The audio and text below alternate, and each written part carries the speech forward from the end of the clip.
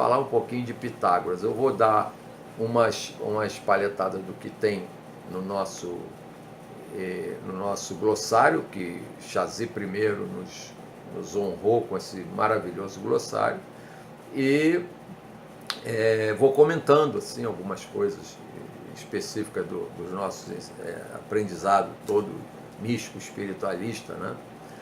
Que a ordem é uma organização, uma religião místico-espiritualista, orientalista, né?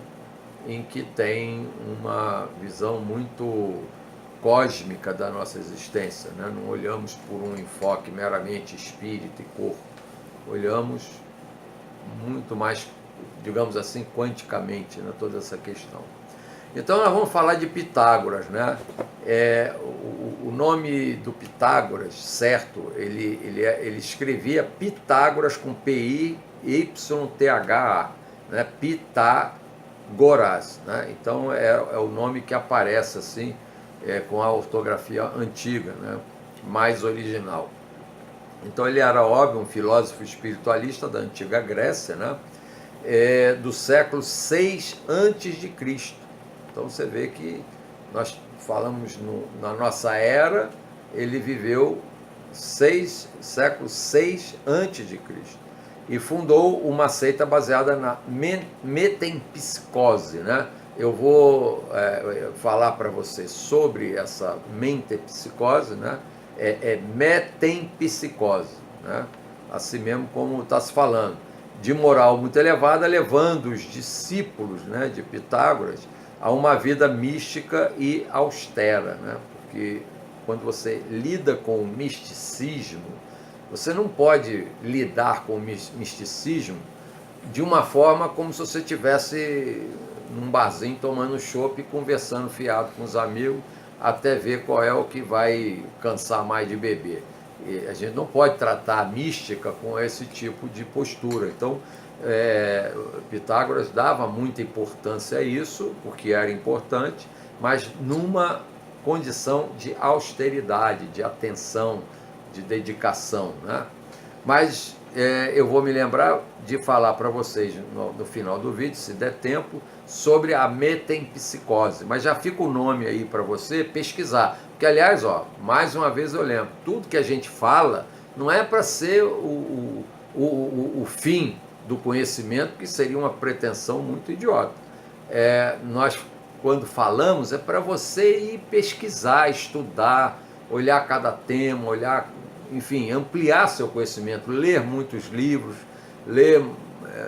assim, meditar, fazer muita coisa com aquilo que está se falando, e não simplesmente aceitar aquilo como o final. É tiro de largada, não é fita de chegada, tá bom? Então, vamos estudar metempsicose, assim mesmo, M-E-T-E-M-P, né, de psicose. E aí eu vou depois, se der tempo, o vídeo não ficar muito grande, mas eu prometo que em seguida eu faço outro vídeo só falando da metempsicose, né? Fica como parte 1, parte 2 aqui desse assunto, para não estender demais o vídeo e desviar, porque eu quero falar mais da história de Pitágoras, né? Dando logicamente um resumo. Também vai pegar livros sobre Pitágoras para você se aprofundar em toda a sua base filosófica. O que eu vou dizer aqui abre um espaço, mas eu acho importante que você vá estudar Pitágoras, como Aristóteles, como Sócrates, todos os grandes filósofos, Platão, e os pré-socráticos e aqueles que vieram também depois. É muito importante, porque a filosofia é o que nos dá uma estrutura do nosso pensamento, da nossa maneira de ver, e, enfim, filosofia nada mais é do que ensinar a pensar, né? Não pensar como seguir a massa, seguir a manada, né? A gente não pode caminhar porque a manada está caminhando. A gente tem que caminhar porque tem consciência do caminho. E essa é uma base filosófica importante, porque o caminhar é que faz o caminho. E você não vai caminhar pela cabeça dos outros, você vai caminhar pela sua própria capacidade de pensar. E quem estuda filosofia, com certeza vai saber escolher os caminhos mais certos. E quando eu digo mais certo, é para ele, para suas finalidades de vida. Então é muito importante a gente pensar de forma consciente, né? Então, para isso, os filósofos nos trouxeram muitos conhecimentos, né? Então, fico devendo o próximo vídeo falar de metempsicose, porque esse vídeo aqui, ó, não falei nada e já tem 15 minutos. Então, ele fundou essa seita que é baseada na metempsicose, de moral muito elevada e que levou os discípulos, né, a uma vida mística e austera, ou seja, eles passaram a dar importância a isso, né? E o Pitágoras e os seguidores dele, né, dessa seita, eles eram, olha só, vegetarianos. Aí, se eu falar vegetariano, quem não tem uma base filosófica, sabe o que vai pensar? Lá vem o Esos, o primário da Ordem da Coroa, falar de dieta. Porque quando você tem uma base filosófica, você vai entender que a natureza fez animais carnívoros e animais vegetarianos, que come verduras, come somente o que está na natureza, né? E aí, os herbívoros, né, vamos dizer assim. Então, você vai ver que a natureza faz os bichos todos diferentes. Os carnívoros têm dentição para dilacerar a carne, né? O herbívoro não tem, ele amassa a carne, ele engole pedação de carne. Você que é um ser humano, que é herbívoro, deveria ser, quando você come carne, você não come a carne dilacerada, mastigada. A gente, quando mastiga a saliva e tal, o alimento da natureza, ele vai se diluindo todo e as enzimas que começam na saliva vão te ajudando na digestão. Já o carnívoro tem outra característica. E o carnívoro, ele tem um intestino, um sistema digestivo mais curto, né? Para quê? Para poder exatamente expulsar os restos daquela comida. E os herbívoros têm um processamento mais longo. Tanto que os herbívoros são animais mais resistentes, né? Então, veja que a filosofia começa a entrar na forma que a gente se alimenta.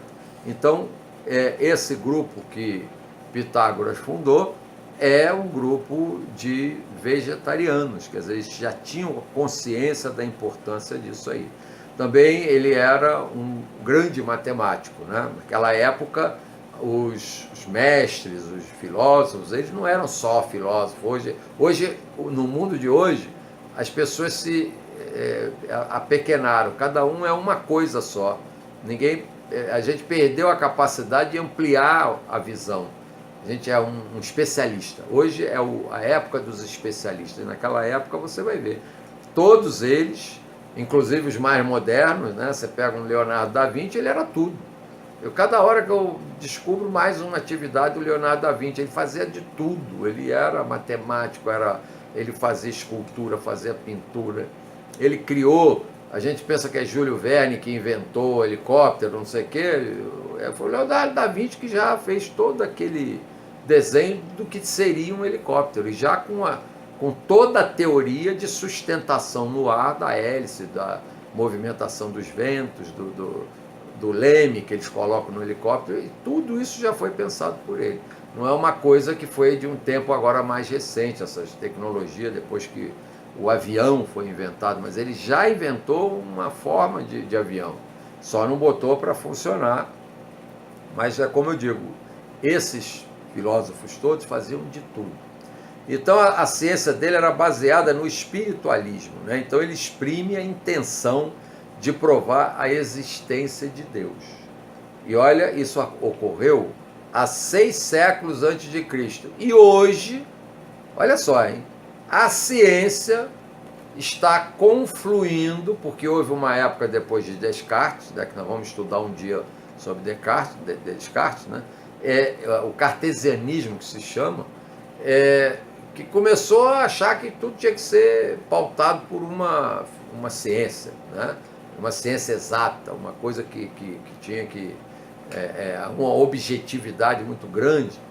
E a ciência hoje já está vendo e já está confluindo para entender a mística, a religião, a existência de Deus em outro plano.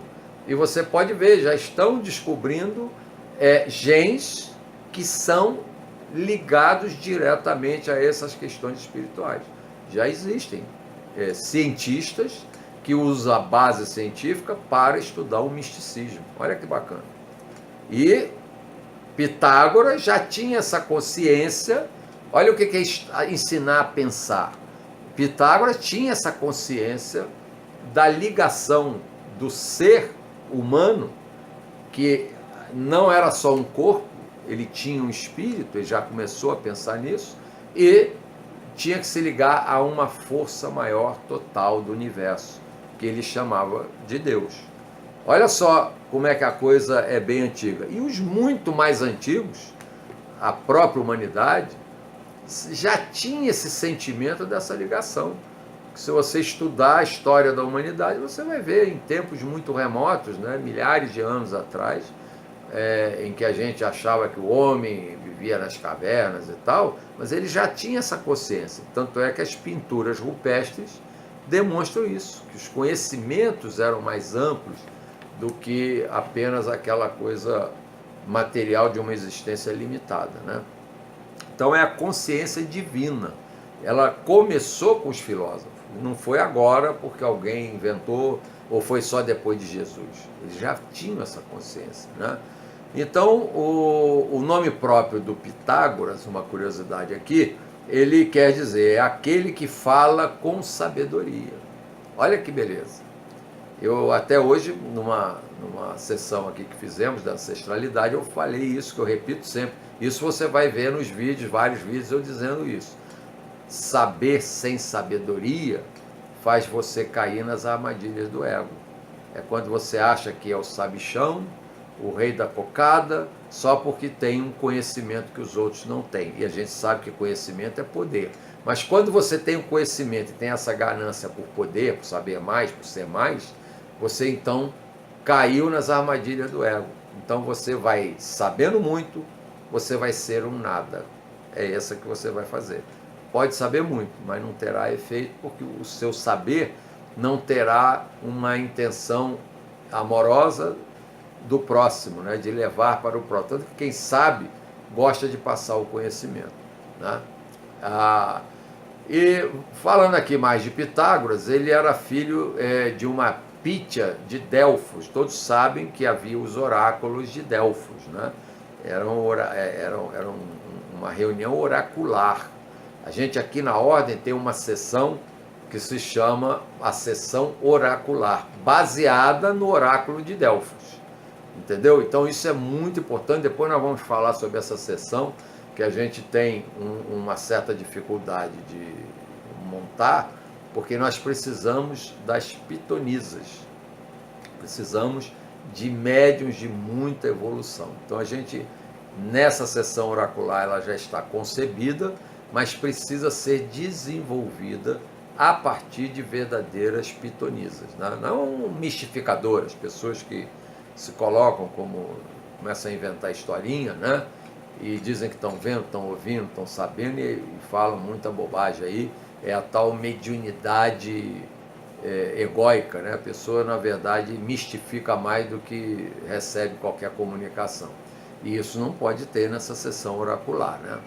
E nós temos aqui na hora. Então, no oráculo de Delfos, né, foi prometida a mãe de Pitágoras, né, que se chamava Partênis, né?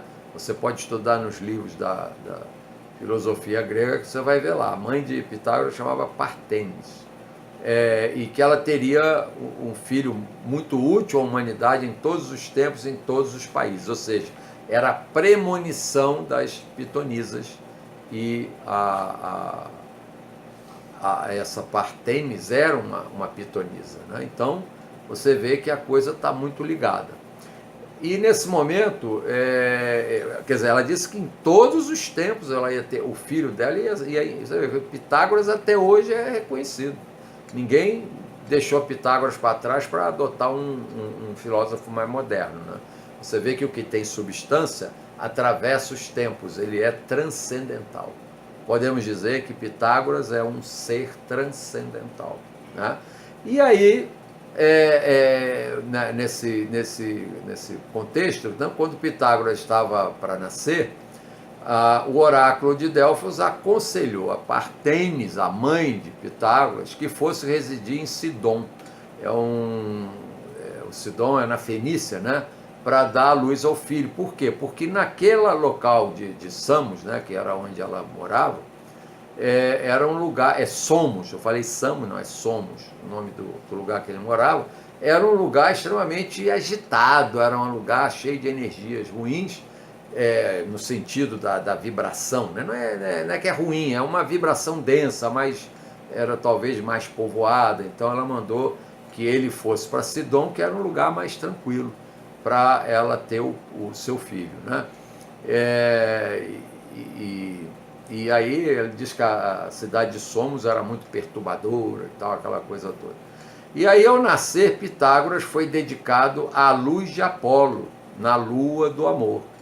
Foi o sentido que teve esse nascimento, né? E com 1 ano de idade, ele foi levado ao templo de Adonai, né? Num vale do Líbano, a fim de ser abençoado pelo pontífice, ali daquela região, naquele momento, né? E daí por diante, até a sua juventude, quando ele se tornou adulto, né? Já praticamente adulto, ele viveu orientado, né? Protegido e ensinado pelos sacerdotes do templo de Delfos. Então, essa ligação de Pitágoras com o oráculo de Delfos, ele vem do nascimento dele. Quer dizer, a mãe era uma pitonisa. Então, a gente já vê que ele não é qualquer um, já veio com uma missão filosófica de muita envergadura, não é qualquer coisa não, entendeu? Ele não se tornou um filósofo pela experiência de vida, ele já era um filósofo, ele já veio dentro do espírito dele, já existia isso há muito tempo, há milênios, né? Na sua roda de encarnações, ele provavelmente já teria sido filósofo em outras encarnações. Mas disso nós não vamos tratar hoje aqui não, né? Então, aliás, ele falou aqui no templo de Adonai. Adonai era uma das trindades judaicas, né? Elohim, Adonai e Sabaote, a trindade judaica que tinha até um templo dedicado a Adonai, né? E isso era num vale do Líbano, né? Que ele tinha que ser abençoado lá pelo pontífice, né, da ocasião. E daí por diante, então, até essa juventude adulta, como eu estava falando, né? Ele viveu, então, protegido nesse oráculo de Delfos, né? Isso é muito importante a gente ter isso em mente. E depois da bênção do pontífice, Pitágoras com a sua mãe, então, retornaram, óbvio, vamos dizer, 15 a 20 anos depois, voltaram a Somos, né? Mas era aquele negócio, ele viver em Somos teve que saber e receber muita energia secreta, porque ele vinha, tal história, se ele vem com uma vibração muito elevada, entra num local denso, ele tem dificuldade em sobreviver nesse local. Então ele teve que ter muito ensinamento e receber uma energia secreta. Aí começava um misticismo mais profundo de Pitágoras, né? Essa energia secreta era para ele se tornar um homem muito perfeito, né? Uma pessoa também fisicamente muito bonita, para poder agradar a todos, né? De feições e de corpo. Isso se tornou uma pessoa, logicamente, por esse treinamento, por essa energia, mais sossegado e mais tranquilão, porque um filósofo agitado não consegue passar seus ensinamentos, né? Você imagina alguém que te passar sabedoria todo agitado. Primeiro que ele perde um pouco o sentido de ser uma pessoa que vai passar alguma coisa boa. E os olhos brilhavam muito, transparecendo um intelecto altíssimo, né? Quer dizer, ele tinha essa aura muito bacana, entendeu? E foi no Egito que ele recebeu suas iniciações até os seus 22 anos de idade. Então, Pitágoras dava uma importância muito grande, né? Aos gestos, às atitudes, às palavras das pessoas, né? E isso tem uma ligaçãozinha com Buda, porque Buda ele veio nos mostrar a senda óctupla, né? Que nós chamou de Eightfold Path, que é exatamente a perfeição nos gestos, nas atitudes, nas ações, no pensamento, isso tudo aí. E Pitágoras já tratava disso, né? Então, ele era filósofo e matemático e também ele formou cientificamente a doutrina esotérica, né? Como a expressão da vida mais perfeita e completa, incluindo na doutrina aquelas existentes no Himalaia.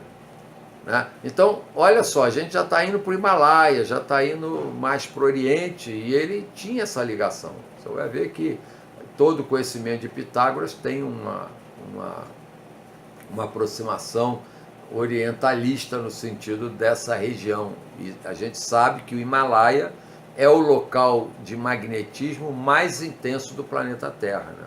Ali, as pessoas que frequentam, que vão, que visitam, sabem dessa vibração do Himalaia. Né?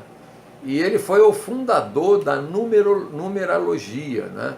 E de uma ordem espiritualista para expandir a sua filosofia, né? Logicamente, baseada na ciência experimental. Né? Isso é muito importante. Então, a escola pitagórica ela é uma organização de vida que na Grécia foi uma verdadeira revolução social, né? E todos participaram, né? E ela tinha uma ligação com a magia branca. Né? A gente sempre lembra que magia ela não tem cor. As cores que se dão à magia, branca, negra, vermelha, cinzenta, marrom e qualquer coisa, ela tem uma ligação com a intenção da magia. E magia branca é aquela que é feita para o bem do próximo. Né? Então, isso é muito importante que se diga. E essa escola pitagórica, ela combatia os excessos de vaidade, de orgulho e de ambição. Ou seja, ela desenvolvia a importância da humildade. Isso é fundamental, você ter humildade e controlar esses excessos de vaidade, de orgulho e de ambição. Né? E ele era, então, um homem bonito, as mulheres o comparavam a Júpiter e os homens a Apolo, hiperbóreo, né? Quer dizer, com algo que transcende a essa energética meramente terrestre. E a sua ordem tinha uma confraria de iniciados leigos, que eram intimamente ligados à vida civil, né? Onde se recebiam conhecimentos religiosos, científicos, psíquicos, físicos, corporais. Como eu falei, ele tinha uma dimensão muito ampla de conhecimentos, né? E passava tudo isso em vários graus de iniciação, né?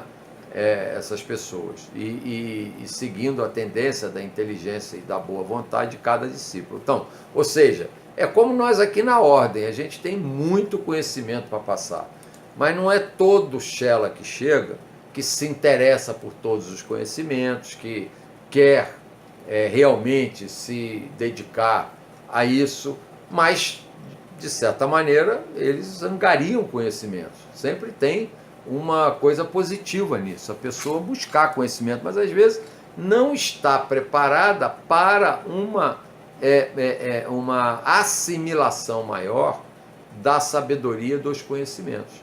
Ou seja, ela continua um discípulo, apenas está procurando aprender, mas, né, a gente vê numa universidade, tem uns que se transformam em gênios daquela matéria que estavam estudando, outros ficam ali, se formam, conhecem do assunto, mas ficam ali na mediano, né, vamos dizer assim.